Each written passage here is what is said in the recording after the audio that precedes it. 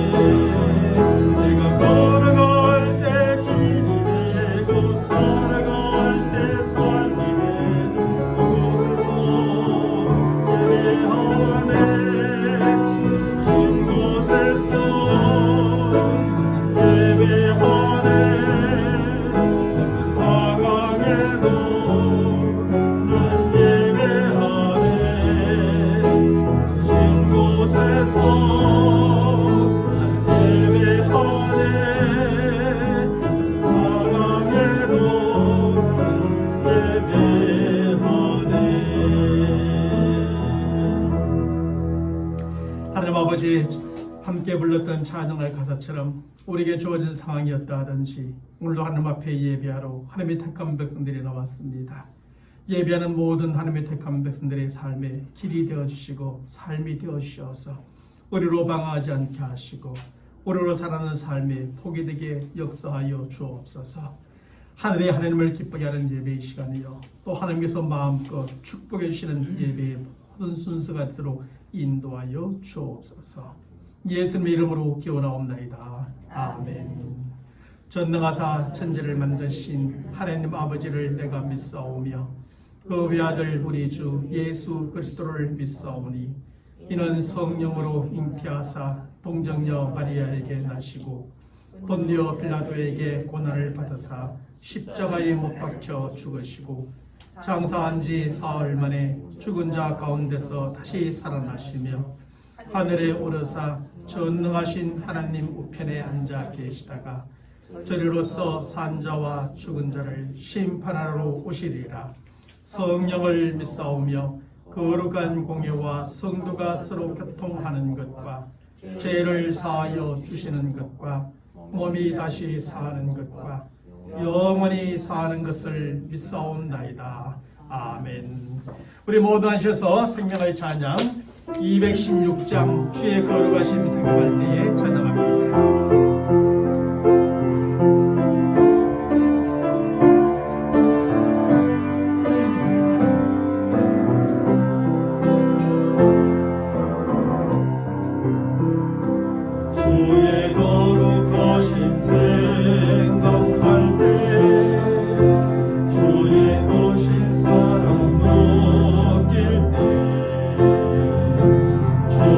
영광의 빛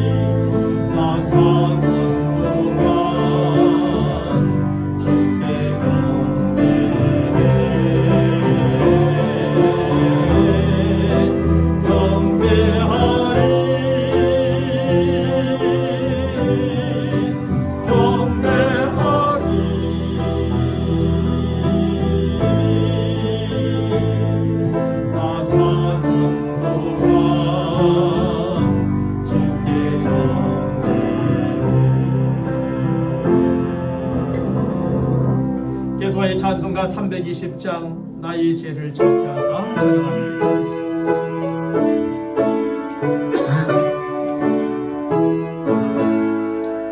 나의 죄를 적게 하사 주의 이끌 삼으신 구세주의 넓은 사랑 항상 찬송합니다. 나를 이끌 삼으신 주 크신 능력 주시오. 언제든지 주던 대로 사용하여 주소서. 내게 부어주시오.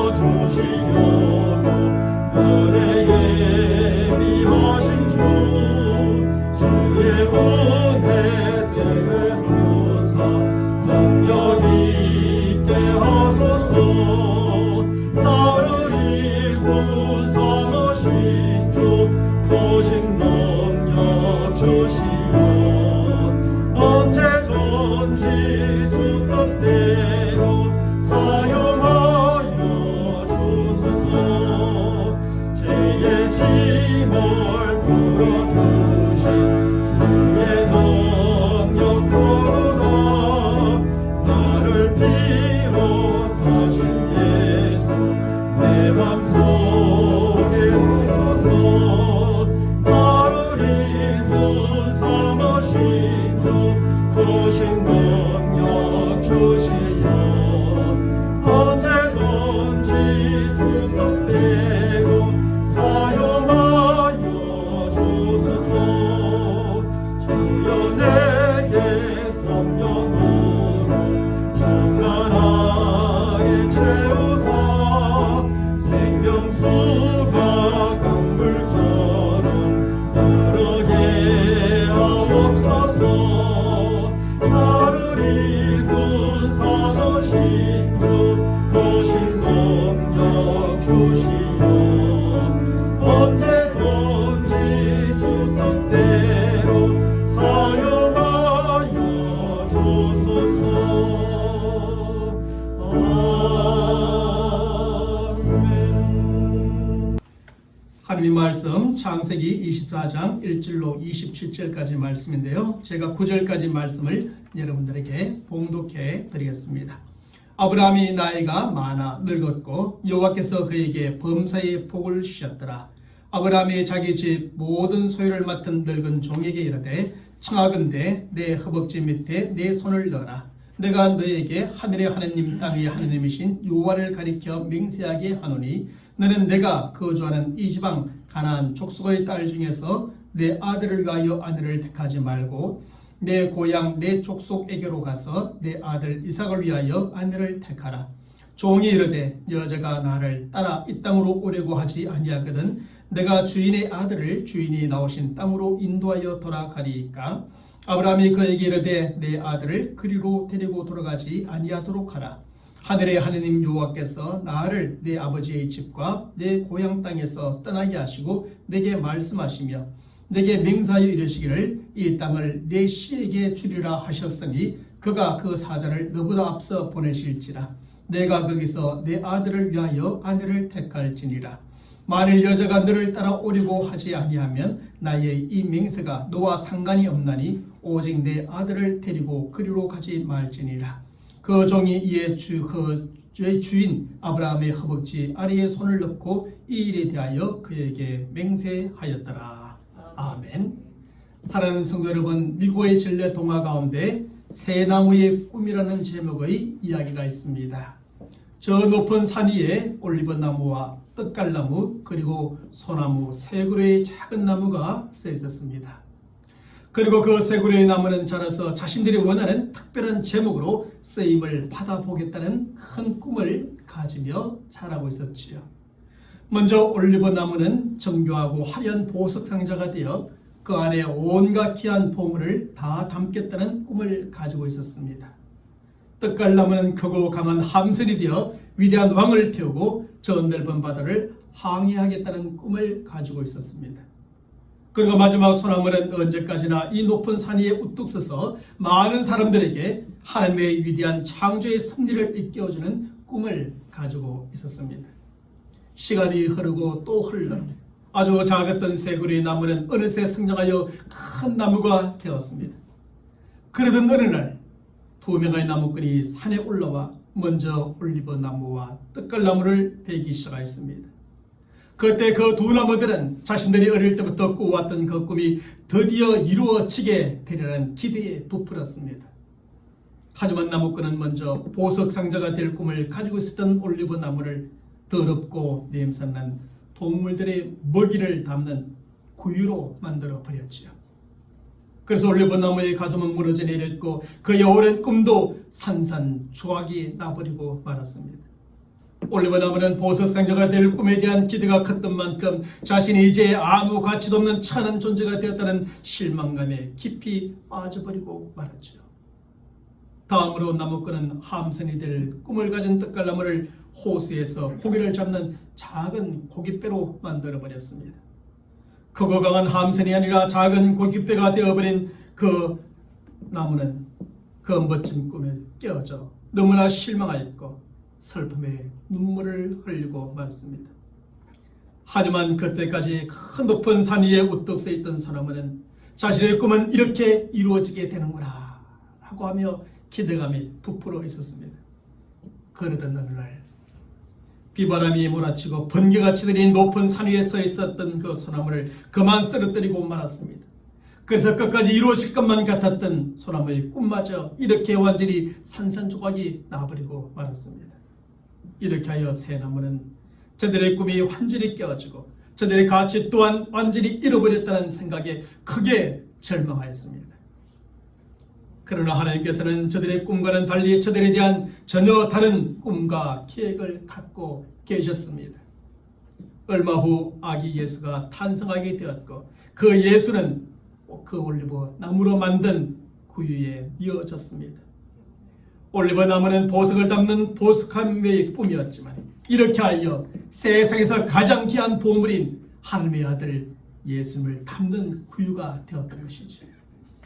그 후 예수님께서 복음을 전하시기 위해 호수를 건널 때 바로 그 떡갈나무로 만든 작은 고깃배를 타시고 갈릴리 호수를 건너게 되었습니다.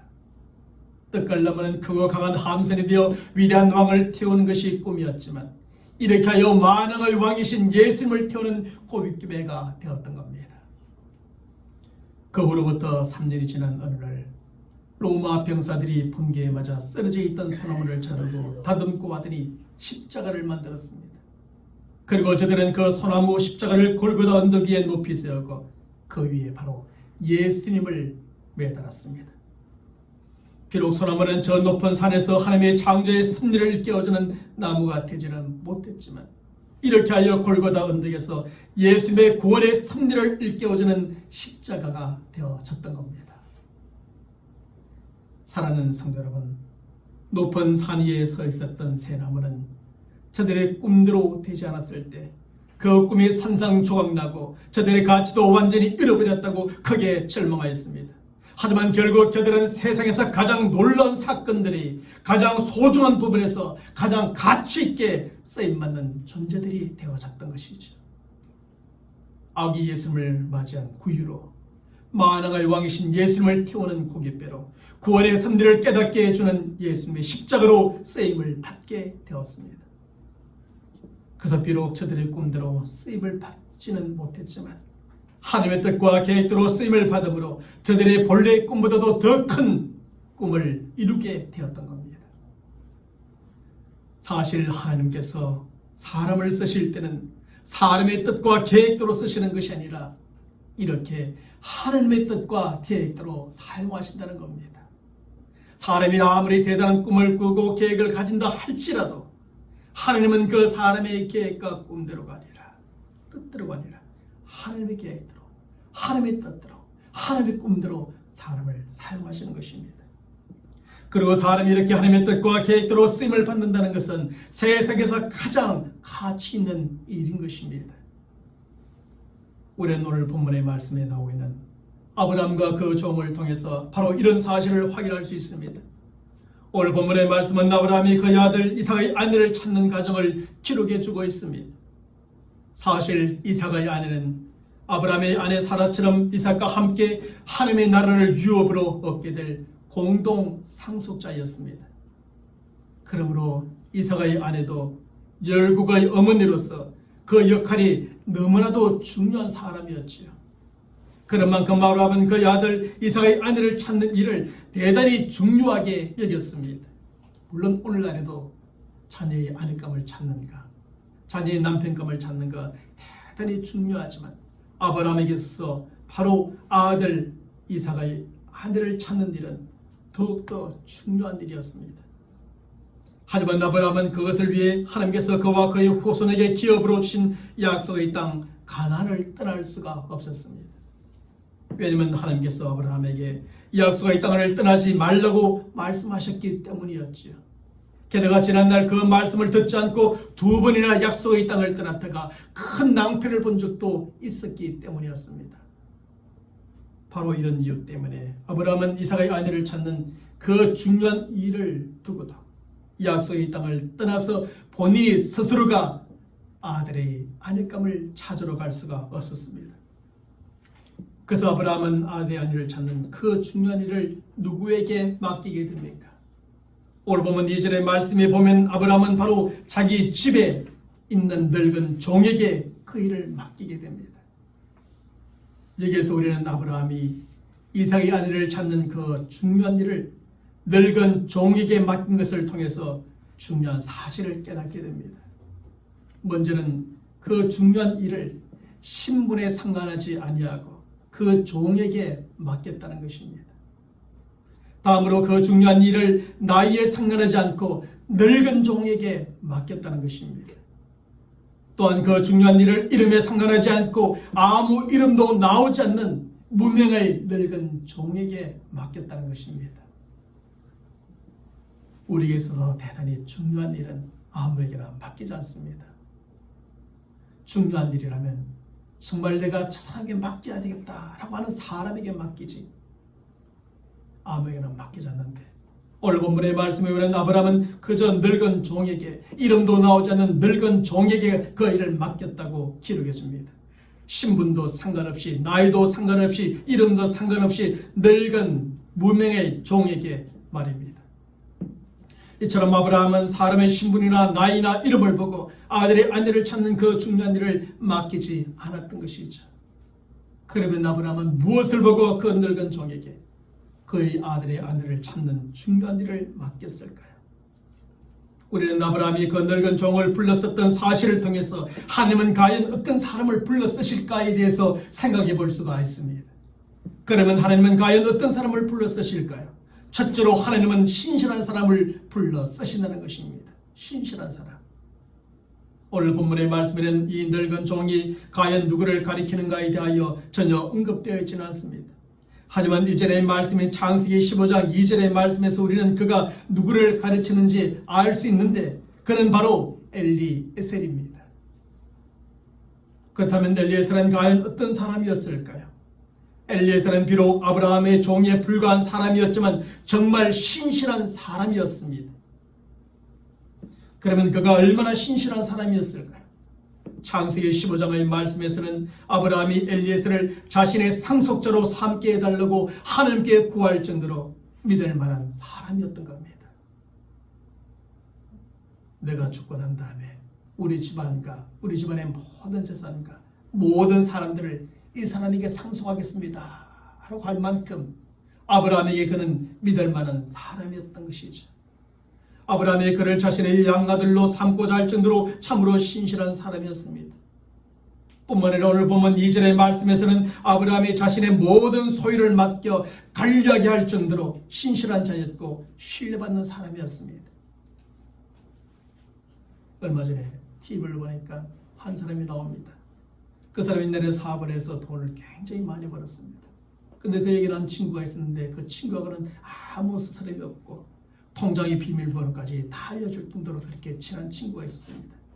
근데 그 친한 친구가 이 사업이 어려워지자 그 친한 친구가 이 친구의 통장의 모든 돈을 그대로 다 가져가지고 자기 사업을 일으키는 데 사용하려고 했습니다. 그러다가 망하여서 친구의 돈도 자신의 사업도 다 망해버리고 이 친구는 결국 쫄딱 망하고 8억인가 되는 빚을 지고 모든 것을 잃어버리는 상황에 이르게 되었습니다. 정말 좋은 친구였고 믿을 만한 친구였는데 그 친구가 본래 이 친구에게 신실함을 나타내지 못하고 오히려 모든 것을 잃어버리게 만들어버렸습니다. 재산이라는 것은 아무에게 맡기지 않습니다. 왜냐하면 사람이 사람을 속이는 것이 아니라 그 재산이 사람을 속이게 만들기 때문이죠. 그런데 아브라함은 이 종에게 모든 소유를 다 맡겼습니다. 그만큼 신실하였고 그만큼 신뢰받는 사람이었고 그만큼 믿을 만한 사람이었다는 뜻이지요. 뿐만 아니라 오늘 보면 10절의 말씀에서는 아브라함이 자신의 집을 떠나는 그에게 많은 재산을 맡길 정도로 신실함을 인정받는 사람이었습니다. 이 늙은 종이 아브라함을 떠납니다. 아브라함을 집을 떠납니다. 멀리 타 지역으로 갑니다. 그런데 그에게 엄청난 재물을 맡깁니다. 그 사람이 그것을 가지고 그냥 도망칠 수 있는데 말입니다. 그럼에도 불구하고 아브라함이 그것을 맡겼다는 것은 그만큼 그 사람을 신뢰했다는 것이죠. 이 사람은 그렇지 않을 것이다 라고 말합니다. 결국 신실한 사람이란 어떤 사람인가요? 믿을 만한 사람이요 맡길 만한 사람임을 알 수 있고 엘리에셀은 바로 그런 사람이었다는 말입니다. 엘리에셀은 비록 종이었지만 이렇게 신실한 사람이었고 그 신실함을 아브라함에게 인정받는 사람이었습니다. 그래서 아브라함은 하나님 나라의 공동 상속자요 열국의 어미가 될 이삭의 아들을 찾는 중요한 일을 그 엘리에셀에게 맡겼던 것입니다. 이처럼 아브라함은 늙은 종의 신분이나 나이나 이름을 보지 않고 그 무엇보다 먼저 그의 신실함을 보았습니다. 그런데 하나님께서도 마찬가지입니다. 하나님께서도 사람을 불러 쓰실 때 사람의 신분이나 나이나 이름을 보고 불러 쓰시는 것이 아닙니다. 하나님께서도 이런 것들보다는 그 무엇보다 먼저 사람의 신실함을 보시고 불러 쓰시며 이 일을 맡기시는 겁니다.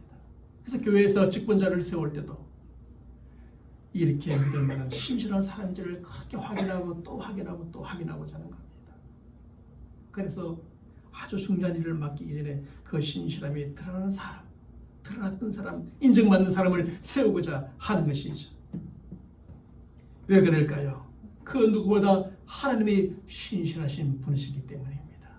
신실한 사람만이 주일의 뜻을 알고 주일의 그 뜻을 이루어 드릴 수 있기 때문입니다. 그러므로 사람이 하나님께 쓰임을 받기로 원한다면 정말 무엇이든지 믿을 수 있고 맡길 수 있을 만큼 신실한 사람이 되어야 합니다. 뿐만 아니라 사람이 사람에게 쓰임을 받기를 원해도 이렇게 무엇이든지 믿을 수 있고 맡길 수 있을 만큼 신실한 사람이 되어야 합니다. 그래서 우리는 하나님 앞에서나 사람들 앞에서나 믿을 수 있는 사람, 무엇이든지 맡길 수 있는 그런 신실한 사람이 되어야 합니다.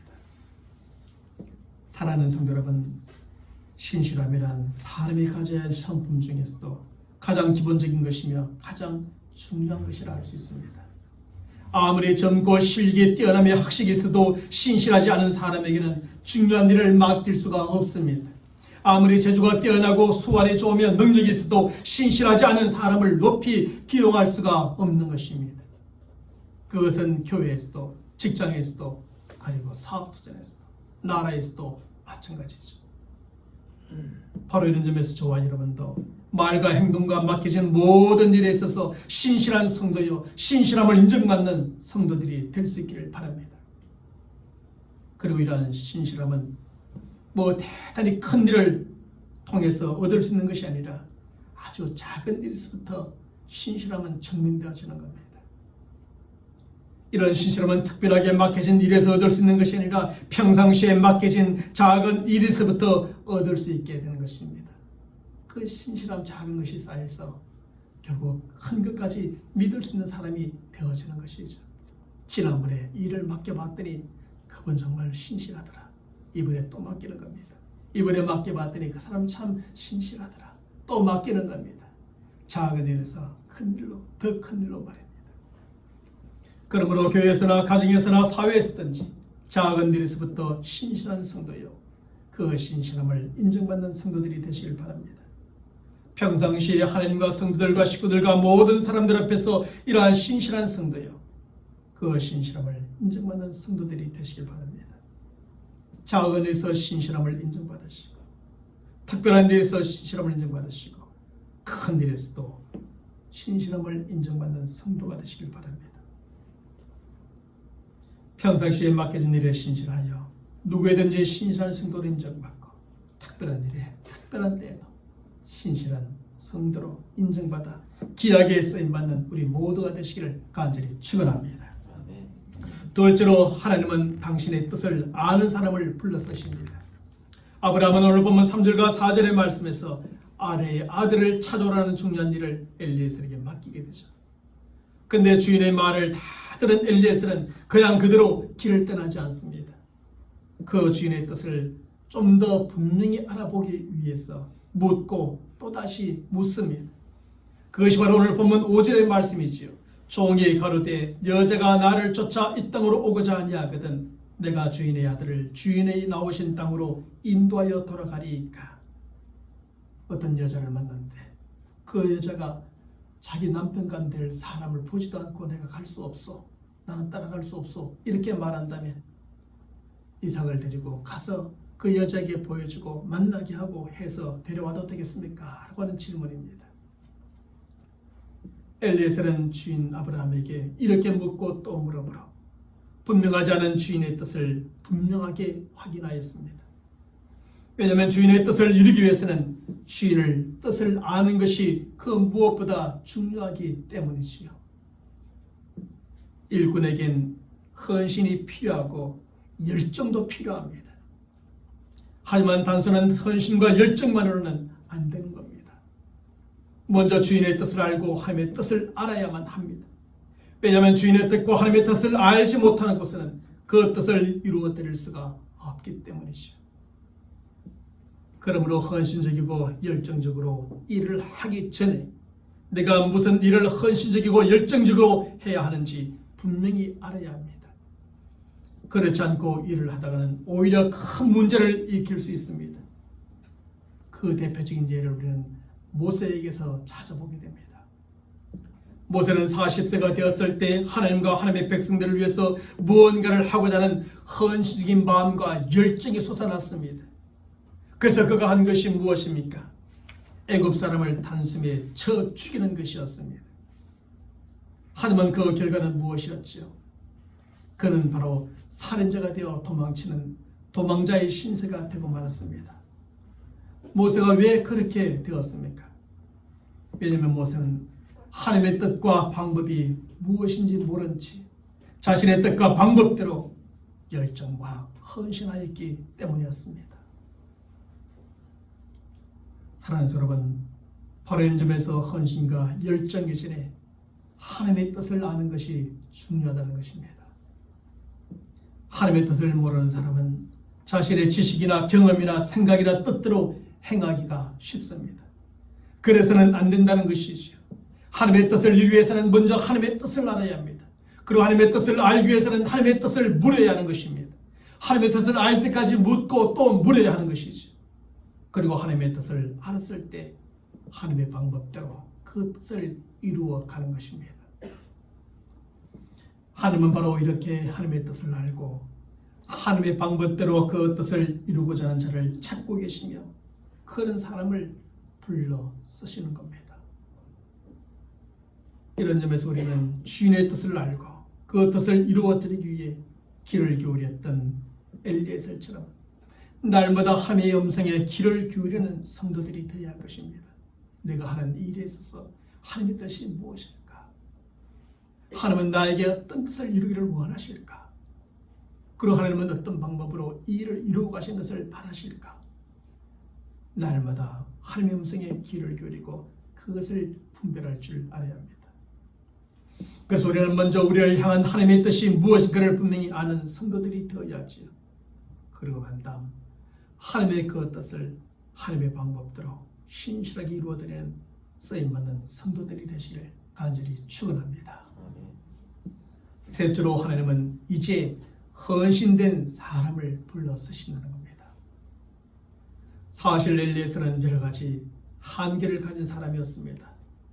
늙은 종이었던 엘리에서는 나이의 한계, 체력의 한계, 신분의 한계, 직업의 한계를 가진 사람이었죠.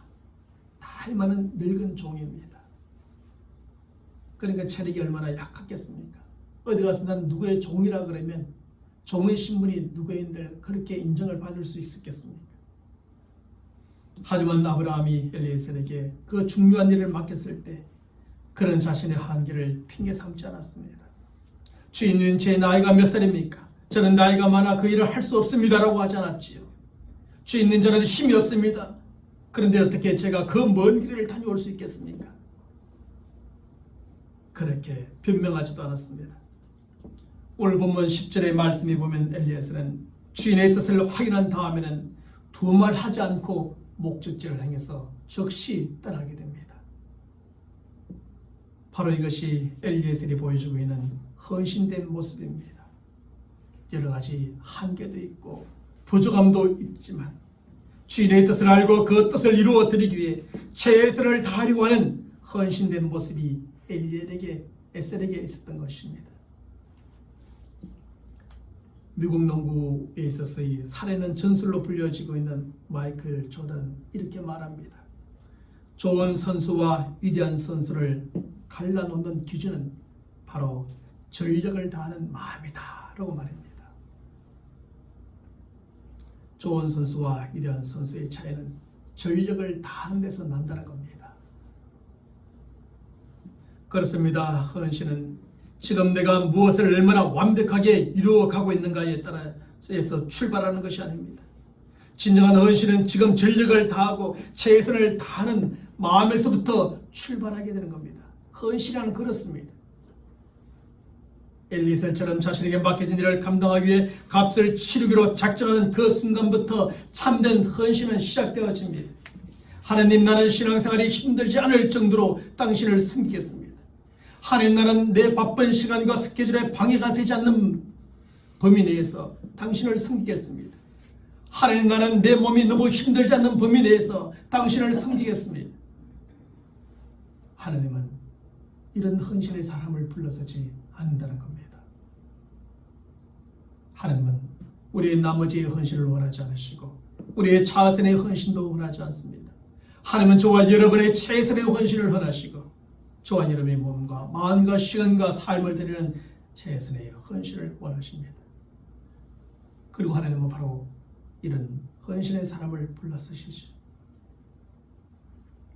존 맥스웰은 사람들이 헌신을 말할 때 네 가지로 형태로 분류하여 말해줍니다. 첫째는 쉽게 포기하는 사람들입니다. 이들은 목표도 없을 뿐더러 헌신도 하지 않는 사람들이라는 거죠. 둘째로 참여를 꺼리는 사람들입니다.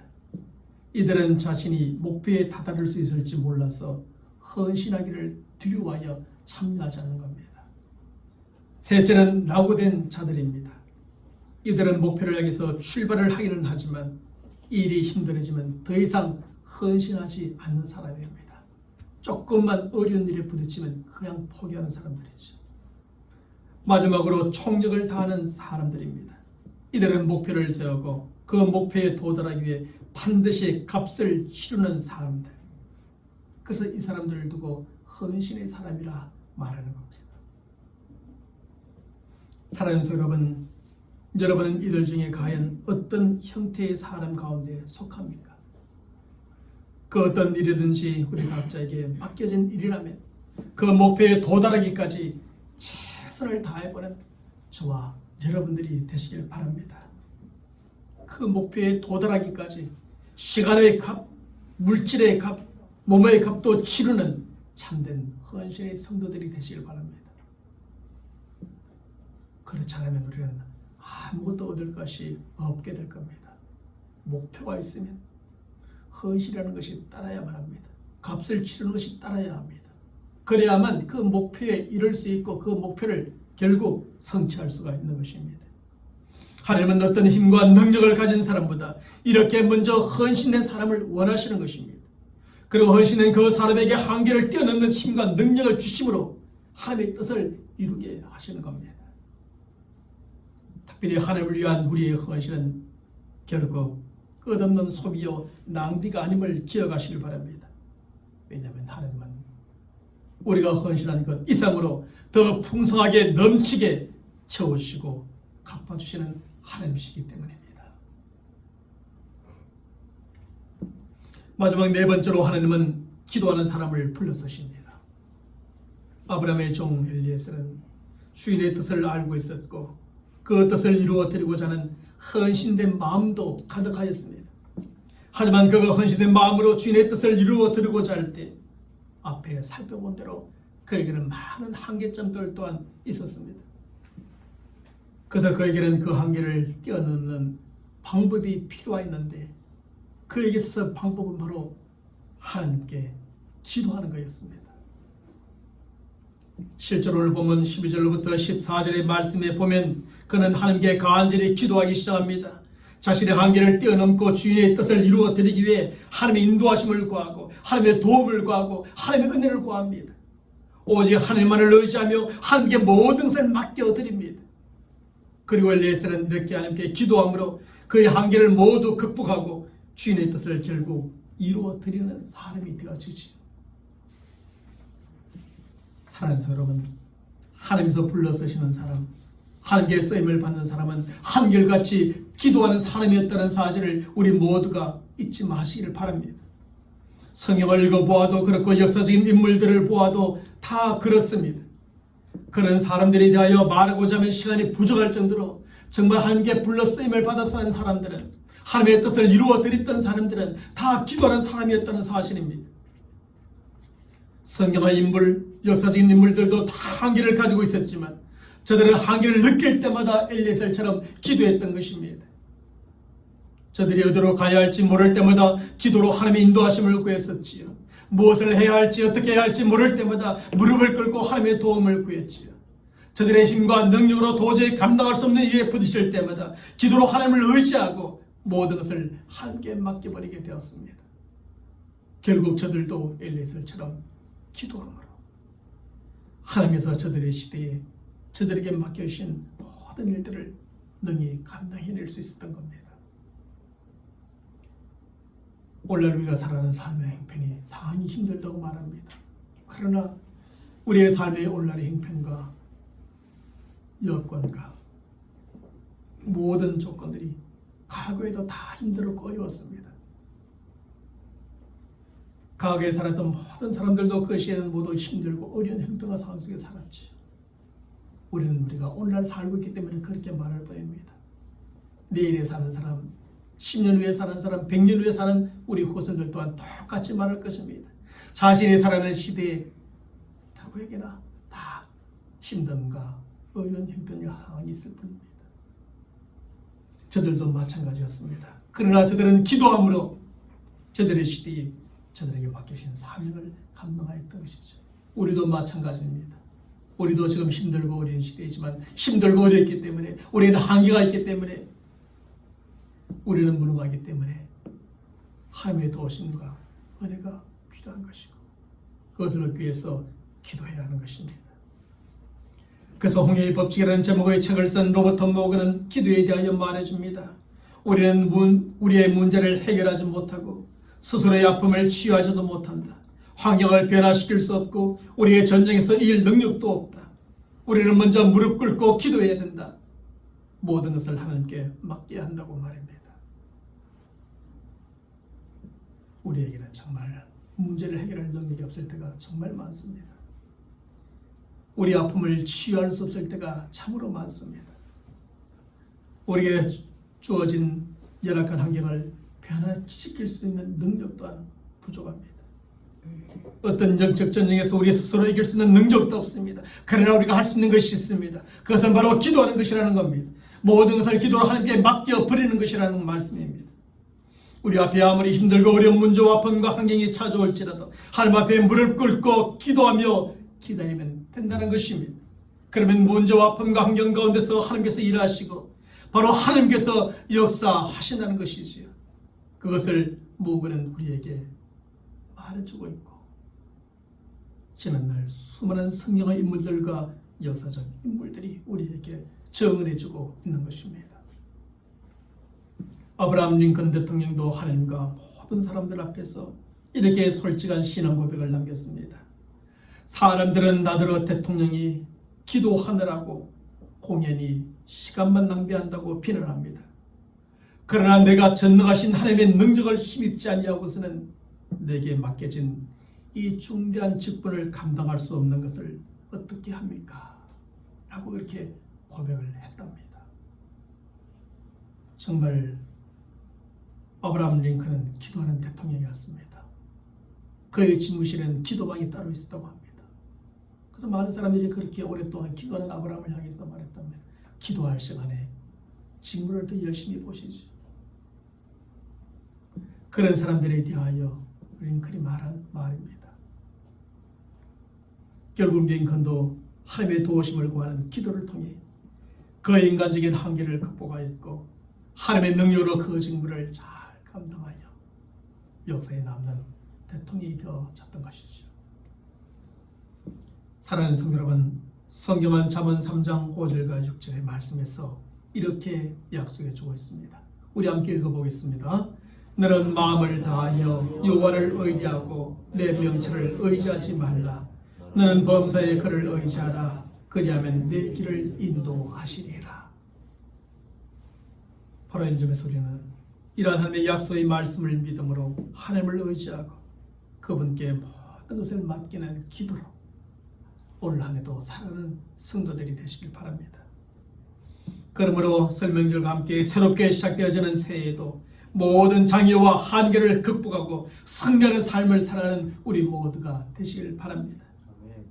특별히 우리가 속해 있는 모든 곳에서 맡겨진 모든 일에 하나님께 더욱 기스의 힘을 받고 하나님의 뜻을 다 이루어드리는 하나님의 사람들이 되시기를 주님의 이름으로 간절히 축원합니다. 하나님 아버지 감사합니다. 한 늙은 종이었지만 아브라함은 그 늙은 종에게 정말 신분도 구차하고 또 아버지 하나님이시여 직분도 낮고 나이도 많아 늙었고 힘도 없는 사람이었지만 아브라함은 그 사람에게 아주 중요한 일을 맡겼습니다. 그것은 자신의 아들 이삭의 아내를 찾는 것이었고 하나님 나라의 공동 상속자를 찾는 일이었습니다. 이 말씀을 통하여 하나님께서 어떤 사람을 불러 쓰시는지 저희들은 깨닫게 되었습니다. 하나님께서 말씀하시는 그는 하나님의 사람인지 우리 스스로가 이 말씀을 통하여 점검해 보게 하시고 우리 모두가 어디에서 무엇을 하든지 하나님께 불러 쓰임을 받는 사람들이요 또 하나님의 뜻을 신실하게 이루어드리는 믿음의 사람들이 되게 역사하여 주시옵소서.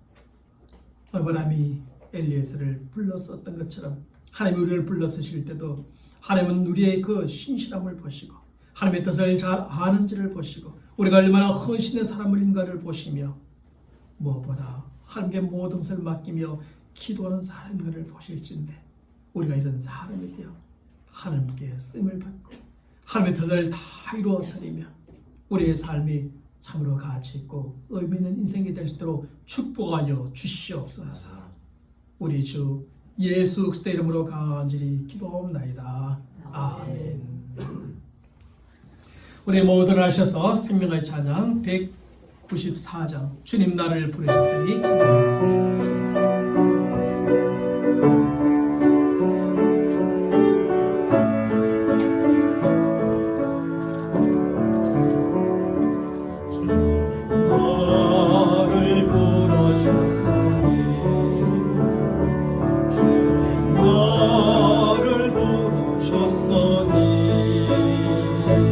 내 모든 정성 주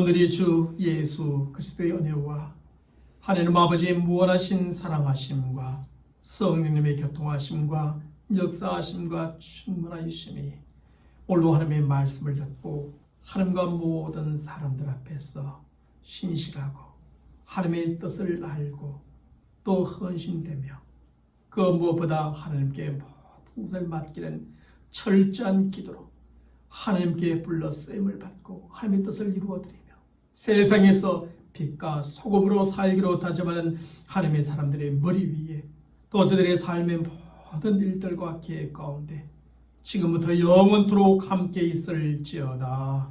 아멘.